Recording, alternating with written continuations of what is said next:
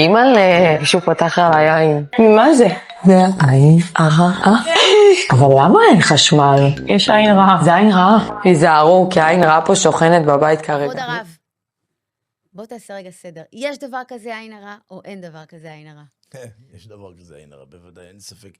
הרי יעקב אבינו מברך את יוסף, אומר לו, בן פורת יוסף, בן פורת לעין. כלומר, אתה תהיה מוגן מהעין הרע. התלמוד אומר שמתוך 100 שמתים לו עלינו, הרוב המכריע מתים מעין הרע. מה זה עין הרע? עין הרע, ההגדרה הקלאסית, אם מסתכלים עליך בתימהון, בהתפעלות, וואו, מה הוא עשה, מה היא עשתה, איך היא הצליחה. אז אני חושב שהדבר הראשון מניעה. קנאה?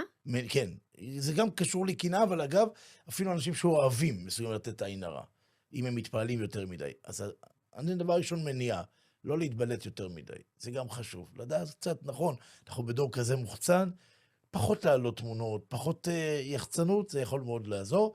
דבר שני, יש עוד כמה סגולות טובות ביותר שיכולות לעזור, לומר את פרק ל"א בתהילים. זו סגולה, מלפני 1000 שנה כתב אותה רב אי גאון, בתקופת הגאונים. פרק ל"א בתהילים זה לדוד בך השם חסיתי, אל לבושה לעולם. פרק ל"א בתהילים מסוגל לנגד עין הרע. אתן לכם סגולה שהיא צמחית, זה כתוב בחידה, בעוד ספרים.